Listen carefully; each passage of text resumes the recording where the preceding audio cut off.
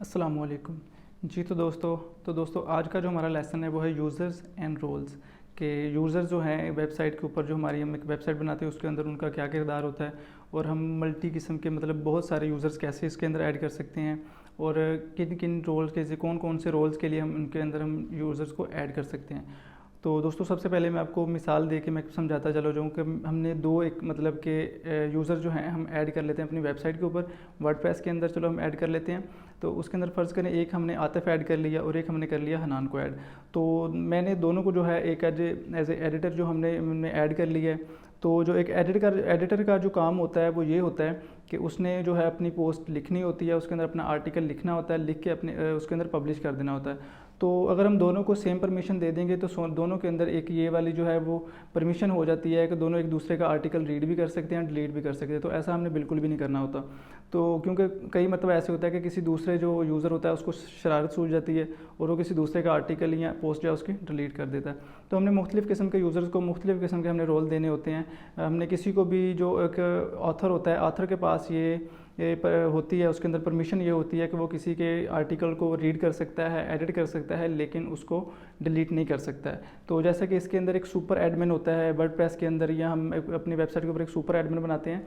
तो super admin के पास जो है कम्प्लीटली तौर पर उसके पास एक अथॉरिटी होती है, उसके पास टोटली परमिशंस होती हैं। वो किसी भी प्लगइन को ऐड कर सकता है, किसी भी प्लगइन को डिलीट कर सकता है, किसी भी पोस्ट को ऐड कर सकता है, किसी भी पोस्ट को डिलीट कर सकता है और किसी भी पोस्ट को एडिट कर सकता है या टोटल आर्टिकल को चेंज कर सकता है। तो जैसे कि हमने अपने यूज़र्स को ऐड करना है हमने वर्डप्रेस के अंदर, तो चले हम स्क्रीन की तरफ देखते हैं कि यूज़र्स को कैसे ऐड किया जाता है और उनको मल्टी किस्म के रोल जो हम कैसे असाइन करते हैं। जी तो दोस्तों आज का जो हमारा लेसन है इसके अंदर हमने सीखना है कि यूज़र्स और यूज़र का रोल क्या होता है और हम कोई भी अपनी वेबसाइट के ऊपर हम कोई भी यूज़र कैसे ऐड कर सकते हैं।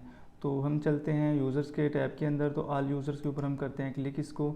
और यहाँ पर क्योंकि टेस्ट के नाम से एक ऑलरेडी एक यूज़र जो है ऑलरेडी इसके अंदर वो ऐड है, बाय डिफ़ॉल्ट ऐड है, तो हम यहाँ पर जाके एक न्यू यूज़र ऐड करेंगे। न्यू यूज़र ऐड करने के लिए हमें सबसे पहले उसका रोल चाहिए होता है कि रोल क्या होगा इसका। तो हम रोल इसको दे देते हैं एडिटर का, हम दे देते हैं एडिटर का, हमने इसको रोल दे दिया। उसके बाद उसकी ईमेल रिक्वायर होती है, कोई भी ईमेल जो हमने इसके अंदर देनी होती है वो कोई इसकी ओरिजिनल जो ईमेल होती है वो हमें देनी होती है, क्योंकि कल को अगर कोई हमने पासवर्ड भूल जाता है इसका तो हम उसको ईमेल के थ्रू हम लॉगिन कर सकें।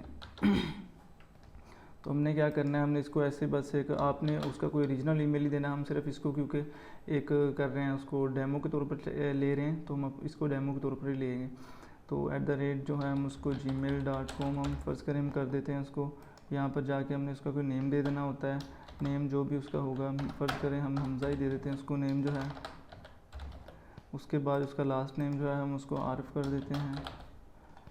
तो उसकी वेबसाइट जो है हम इसको टेस्ट कर देते हैं, जो हमारी ये वाली वेबसाइट है।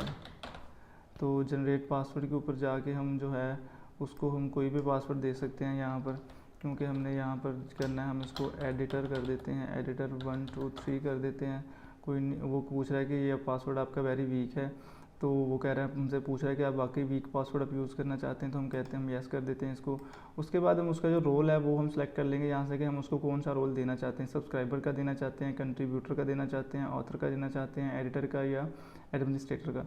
तो हम कह देते हैं कि जी हमने इसको एडिटर का रोल देना है। तो एडिटर का रोल दे के हम इसको ऐड न्यू यूज़र करेंगे, तो हमारे पास ये यूज़र एक एडिटर के नाम से ऐड हो गया। तो ये जो यूज़र हमारे पास एक ये न्यू यूज़र ऐड हो गया। अगर हमने इसको चेक करना हो तो हम दोबारा से जाके वर्डप्रेस के अंदर हम लॉगिन करके इसको हम इसी एडिटर के नाम से इसकी जो हमने यूज़र नेम जो हमने एडिटर रखा है, इसका पासवर्ड जो हमने एडिटर 1 2 3 रखा है, तो हम इसी ईमेल के अंदर जाके हम इसको दोबारा से हम एडिटर के नाम से अगर हम इसको लॉगिन करेंगे अगर हम इसको एडिटर के नाम से लॉगिन करेंगे तो ये हमारे पास लॉगिन हो जाएगा।